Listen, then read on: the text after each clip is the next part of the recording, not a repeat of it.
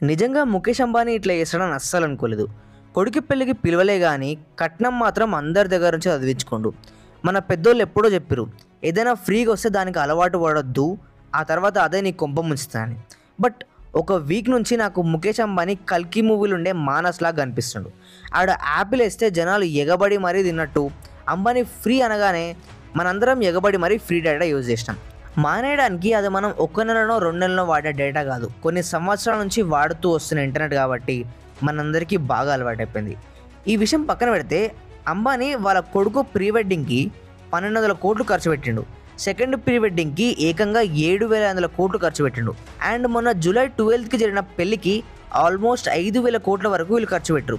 అంటే ఓవరాల్గా rough estimation వేస్తే 13,700 కోట్ల రూపాయలు జస్ట్ ఈ 3 ఈవెంట్స్ కోసం ఖర్చు పెట్టారు.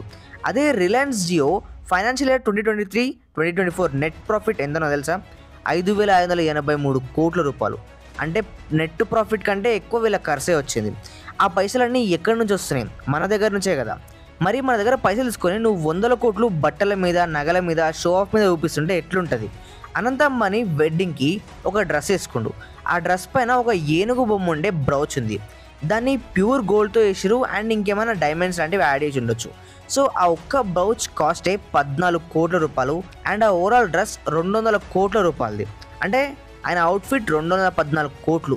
ఏం చేసుకోవడానికి? ఒకసారి వేసుకుంటే ఇంకోసారి వేసుకొని కూడా వేసుకో అట్లాంటి డ్రెస్. ఆ విషయం పక్కన పెడితే రాధికా మర్చెంట్ ప్రీ వెడ్డింగ్ అప్పుడు 348 కోట్ల రూపాయల డ్రెస్ వేసుకొని ఈ డ్యాన్స్ కూడా వేసింది. ఇది ఇన్స్టాగ్రామ్లో చాలా వైరల్ అయింది కూడా. అదొక్కటే కాదు, అనంత అంబానీ షారుఖ్ ఖాన్కి, రణ్వీర్కి, ఇలా ఆయనకు సంబంధించిన కొంతమంది క్లోజ్ ఫ్రెండ్స్కి 3.5 కోట్ల విలువైన లిమిటెడ్ ఎడిషన్ వాచెస్ని గిఫ్ట్ ఇచ్చిండు. ఆ వీడియో మీరు ఇక్కడ చూడండి. ఇదంతా ఒక ఎత్తు అయితే రీసెంట్గా వచ్చిన న్యూస్ ఇండియాలో ఉండే ప్రతి మిడిల్ క్లాస్ వ్యక్తిని కదిలించింది. ఆ ఒక్క న్యూస్ ట్విట్టర్లో బాయ్కాట్ జియో దాకా తీసుకెళ్ళింది. ఏమైందంటే 27 జూన్ రోజు ది ఎకనామిక్ టైమ్స్ వాళ్ళు జియో 12.5 నుంచి 25% వరకు వాళ్ళ ప్లాన్స్ పెంచబోతుంది అని ఒక న్యూస్ వైరల్ అయింది. ఈ ఒక్క న్యూస్ రాగానే ప్రతి ఒక్కరూ షాక్లో ఉన్నారు. వాళ్ళ షాక్ పోయేలోపే ఎయిర్టెల్ కూడా వాళ్ళ ప్లాన్స్ ఇంక్రీజ్ చేసి ఇంకో షాక్ ఇచ్చింది. కొడుకు పెళ్లికి పైసలు తక్కువైతున్నాయేమో కానీ సడన్గా ఒక్కొక్క ప్లాన్కి ఒక్కొక్క విధంగా రేట్స్ పెంచింది. స్టార్టింగ్లో జియో వచ్చినప్పుడు ప్రతి ప్లాన్కి డేటా ఫ్రీగా వేయడం లాంటివి వేసింది. యూజర్స్ అందరిని అట్రాక్ట్ చేసి వాళ్ళ వైపుకి తీసుకుంది. దానివల్ల మార్కెట్లో BSNL, idea, Vodafone, Tata Docomo ఇలాంటి కంపెనీస్ అన్నీ ఆల్మోస్ట్ ఎండ్ అయ్యే స్టేజ్ వరకు వచ్చేసినాయి. టాటా డొకోమో లాంటి ఇంకొన్ని కంపెనీస్ అయితే మొత్తం కనుమరుగే అయిపోయినాయి. ఇంటర్నెట్లో పని లేకుండా ఉన్న మనకు 4Gని ఫ్రీగా ఇచ్చి ఎంత నచ్చితే అంత వాడుకోండి అని చెప్పేసి ఆ ఫ్రీడమ్ ఇవ్వడం వల్ల ఇప్పుడు మన డైలీ లైఫ్లో ఇది కూడా ఒక పార్ట్ అయిపోయింది. ఒకప్పుడు కూడు గుడ్డ గూడు ఉంటేనే సరిపోయేది అనుకునేవాళ్ళం. బట్ ఇప్పుడు దాంట్లో 4th ఇంటర్నెట్ కూడా యాడ్ చేయాల్సి వస్తుంది. ఈ కాలంలో మనం ఫోన్లో ఇంటర్నెట్ వాడుతున్నందుకు మన ప్రజెంట్ సిచ్యువేషన్ ఎట్లా ఉంది, ఎన్ని అప్పులు ఉన్నాయి లాంటివి చూసుకోకుండా స్క్రోల్ చేసుకుంటూ ఫోన్లోనే మునిగిపోతున్నాం. అప్పట్లో జస్ట్ ఫ్రీగా సిమ్ అమ్మడంతో స్టార్ట్ అయ్యి ఇప్పుడు Jio cinema, Jio TV, Jio Saavn, Jio financial services, Jio money, Jio mart ఇలా ప్రతి సెక్టర్లోకి అక్కడున్న కాంపిటీషన్ మొత్తాన్ని నాశనం చేసి ఎంటర్ అయిపోతుంది. ఆఫ్లైన్ మార్కెట్ అయినా ఆన్లైన్ మార్కెట్ అయినా ఏ మార్కెట్ చూసుకోకుండా జియో దూరిపోతుంది. ఇలా ఒక ఎకోసిస్టమ్ని బిల్డ్ చేస్తూ తక్కువ ప్రైస్లో వాళ్ళ సర్వీసెస్ని మనకు అందిస్తూ మనని అలవాటు చేస్తుంది. ఒక యాపిల్ ఫోన్ యూజర్ అది ఎంత గలీజ్గా ఉన్నా కానీ నెక్స్ట్ టైం కూడా యాపిల్ ఫోనే కొంటా అంటాడు. సేమ్ అలానే జియో యూజర్ అది ఎంత గలీజ్ అయినా కానీ, ఎంత రేట్లు పెంచినా కానీ జియోనే వాడేలా ఒక ఎకోసిస్టమ్ని బిల్డ్ చేస్తుంది. అలాంటి అంబానీ సామ్రాజ్యం ఇప్పుడు ఆయన తీసుకున్న ఒక్క డెసిషన్ వల్ల కుప్ప కూలిపోబోతుంది. బేసిల్ కంప్లీట్గా మార్కెట్ లోపలికి వస్తే జియో, ఎయిర్టెల్ ఫేస్ చేయబోయే సమస్యలు ఏంటివి? ఒకప్పుడు జియో వచ్చి అసలు టాటా డొకోమో అనే కంపెనీనే మార్కెట్ లోపల నుంచి తీసేసింది. ఇప్పుడు అదే రతన్ టాటా దానికి సాలిడ్ ఎంట్రీ ఇవ్వడానికి ఒక పెద్ద మాస్టర్ ప్లాన్తో వస్తుండు. అండ్ బిఎస్ఎన్ఎల్ ఫ్యూచర్ ఎలా ఉండబోతుంది ఇవన్నీ ఈ వీడియోలో తెలుసుకుందాం. ఈ వీడియోని నేను 2 పార్ట్స్గా డివైడ్ చేస్తున్నా. ఫస్ట్ పార్ట్లో అంబానీ ఎట్లా గ్రో అయ్యిండు, ఏం మిస్టేక్ చేసి ఇప్పుడు ఆ సిచ్యువేషన్కి వచ్చిండు. Second part BSNL complete story గురించి చెప్తా. అది రేపు ఆర్ ఎల్లుండి మన ఛానల్లో అప్లోడ్ అయిపోతుంది. ఈ స్టోరీ మొదలయ్యేది అంబానీ సామ్రాజ్యం నుండి. ఇది మొదలుపెట్టిన వ్యక్తి ముఖేష్ అంబానీ వాళ్ళ నాన్న ధీరుభాయ్ అంబానీ. ఆయన 0 నుంచి స్టార్ట్ అయ్యి రిలయన్స్ సామ్రాజ్యాన్ని 65,000 కోట్ల వరకు తీసుకెళ్ళిండు. దాని తర్వాత ఆయన కింగ్డమ్ని ముందుకు తీసుకెళ్ళడానికి ఆయనకి 2 కొడుకులు పుట్టారు. పెద్ద అబ్బాయి ముఖేష్ అంబానీ, రెండో కొడుకు అనిల్ అంబానీ. ధీరుభాయ్ అంబానీ 2002లో చనిపోయాడు. ఆయన చనిపోయిన కొన్ని నెలలకే ఈ అన్నదమ్ముల ఇద్దరి మధ్యలో ఆస్తి పంపకాల విషయంలో ఫ్యామిలీ గొడవలు వచ్చినాయి.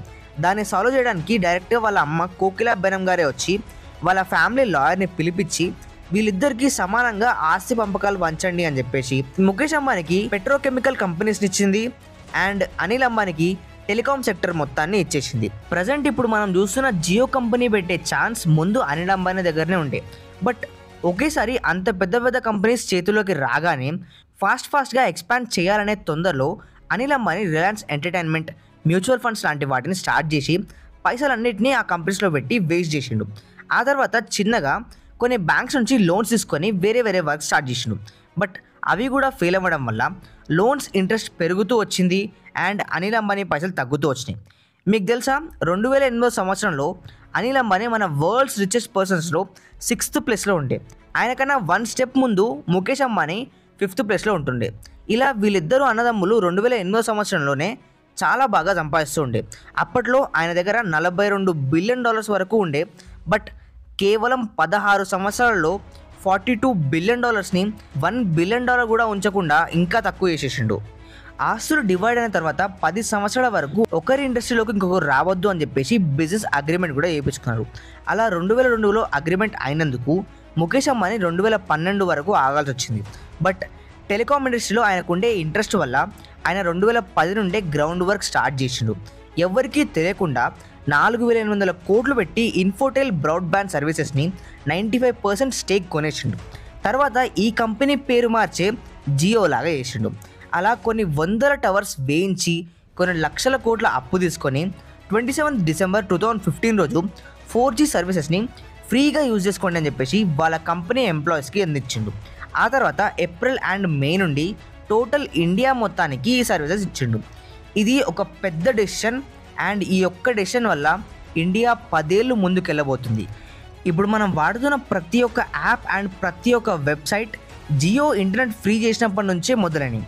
ఓయో నుండి ఓలా వరకు, జొమాటో నుండి జెప్టో వరకు, ఇలా YouTube, Instagram, social media apps అన్నీ జియో వచ్చినప్పటి నుంచే బూమ్ అయినాయి.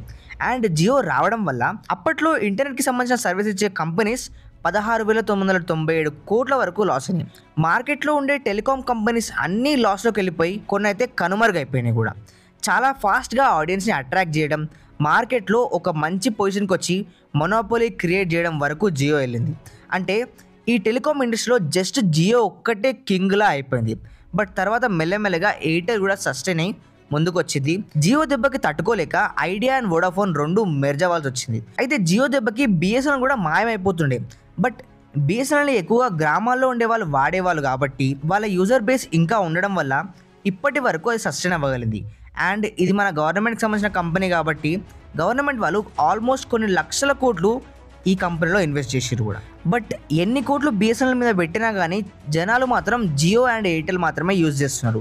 ఎందుకంటే బిఎస్ఎన్ఎల్ ఇప్పటికీ కూడా 3G నెట్వర్కే అందిస్తుంది. కొన్ని ప్లేసుల్లోకి మాత్రమే 4G వరకు వచ్చింది, ఇంకా 5G అప్డేట్ అయ్యలేదు.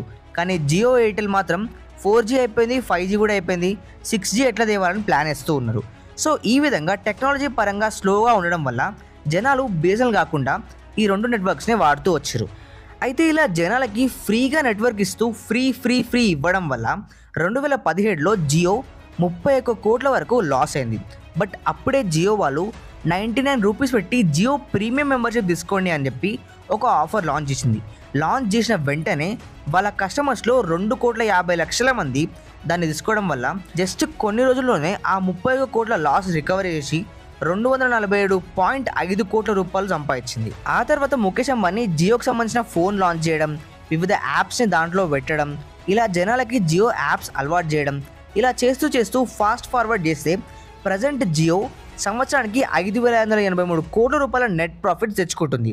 అంటే వాళ్ళ ఆపరేషనల్ ఎక్స్పెన్సెస్ని, ట్యాక్సెస్ని అన్నీ పోను 5,000 కోట్ల వరకు బచాయిస్తుంది. బట్ మొన్న 3 జూలై రోజు ప్రైజెస్ పెంచడం వల్ల జస్ట్ 2 రోజుల్లోనే 47,000 కోట్ల వరకు ఈ టెలికాం కంపెనీస్ అన్నీ కలిసి సంపాదించినాయి.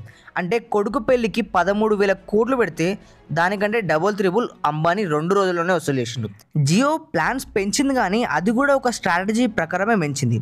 ఇంతకుముందుకు 209 రూపాయలు ఉండే unlimited calls, SMS, 1 GB data ప్లాన్ని 249 రూపాయలు చేసింది. అండ్ ₹239 ఉండేదాన్ని $299 చేసింది. అండ్ 299 ఉండేదాన్ని 349 చేసేసింది. ఇవన్నీ 1 month plans. But 2 months plans విషయానికి వస్తే 479 ఉన్నదాన్ని 579 చేసింది. అంటే ₹100 పెంచేసింది. 533ని 629 వరకు పెంచేసింది. ఇది కూడా ఆల్మోస్ట్ 100 పెంచేసింది. ఇది 2 మంత్స్ ప్లాన్. బట్ 3 మంత్స్ విషయానికి వస్తే 699 ఉండేదాన్ని 799 చేసింది.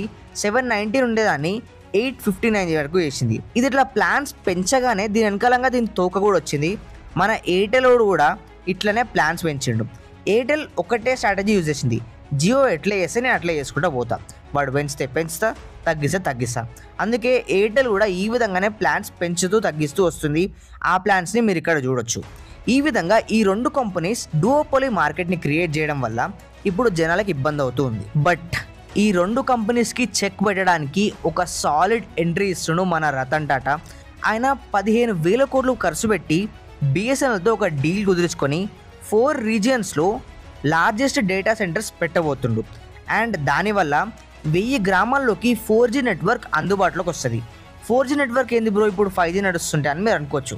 బట్ ఈ 4G wires and 4G network towers వల్ల కొన్ని నెలల పాటు 4G నెట్వర్క్ వస్తుంది. బట్ 2025 వచ్చేలోపు వాటి నుండే 5G నెట్వర్క్ కూడా అందిస్తామని చెప్పేసి టాటా కంపెనీ చెప్తుంది.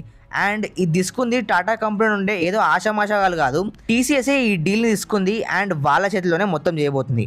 ఒకప్పుడు జియో వచ్చి టాటా డొకోమో మొత్తాన్ని నాశనం చేసి పడేసింది. బట్ రతన్ టాటా బిఎస్ఎన్ఎల్ ద్వారా కంబ్యాక్ అయ్యి జియోకి దాని అవకాశం చూపిస్తుంది. వీడియో కంక్లూజన్ ఏంటంటే మార్కెట్లకి కంపెనీస్ వస్తూ ఉంటాయి, పోతూ ఉంటాయి. బట్ ఏ కంపెనీ మనకి యూజ్ అవుతుంది, ఏ కంపెనీ మన కొంప ముంచబోతుంది, ఇవన్నీ మనం అర్థం చేసుకొని అలాంటి కంపెనీస్ని యూజ్ చేస్తూ ఉంటే ఏ కంపెనీ కూడా మనల్ని కంట్రోల్ చేయలేదు. అండ్ ఈ మధ్య జనాలు కూడా చాలా స్మార్ట్ అయిపోయారు. ఇంతకుముందు వాట్సాప్ మన డేటా యూజ్ చేసుకొని మీకు కొన్ని యాడ్స్ ఇస్తామని చెప్పినందుకు ఒక్క రోజులోనే అందరూ వాట్సాప్ అంతా అన్ఇన్స్టాల్ చేసి సిగ్నల్ యాప్ వాడడం స్టార్ట్ చేశారు. ఇప్పుడు జియో కూడా అంతే. ప్లాన్స్ పెంచడం వల్ల ప్రతి ఒక్కరు ఎయిర్టెల్ జియో అంతా వదిలిపెట్టేసి బిఎస్ఎన్ఎల్కి షిఫ్ట్ అవుతారు. అండ్ బాయ్కాట్ జియోని ట్రెండింగ్లోకి తీసుకొచ్చి అందరూ బిఎస్ఎన్ఎల్నే వాడండి అని చెప్పేసి చాలా ఎక్కువగా ప్రమోట్ చేస్తారు. అండ్ ఆ ప్రమోట్ చేస్తుంది కూడా జియో సిమ్ వాడుతూనే ప్రమోట్ చేస్తుంది. ఇలా మార్కెట్లోకి ఏ కంపెనీ వచ్చినా మనకు హెల్ప్ అయ్యేలా ఉండాలి, కానీ మన పైసలు ముంచేలా ఉండొద్దు అని చెప్పేసి మనోళ్ళకి చాలా బాగా అర్థమైంది. సో ఈ వీడియోలో నేను జియో గురించి చెప్పిన కదా, నెక్స్ట్ వీడియోలో బిఎస్ఎన్ఎల్ ఎలా మొదలైంది అండ్ బిఎస్ఎన్ఎల్ ఎలా జియో ఎయిర్టెల్ని నాశనం చేయబోతుంది, అంటే ఎలా పగ తీర్చుకోబోతుందో నెక్స్ట్ వీడియోలో చెప్పబోతున్నా. ఆ వీడియో ఇంకా డీటెయిల్గా ఉండబోతుంది. దాన్ని మిస్ అవ్వకూడదు అనుకుంటే మన ఛానల్ని ఇప్పుడే సబ్స్క్రైబ్ చేసుకోండి. అండ్ ఈ వీడియో ఇన్ఫర్మేటివ్గా అనిపిస్తే వీడియోని లైక్ చేయండి, షేర్ చేయండి. మరిన్ని ఇలాంటి వీడియోస్ కోసం మన ఛానల్ సబ్స్క్రైబ్ చేసుకోండి. See you in the next video and thank you for watching. This is Sai Vardhan signing of.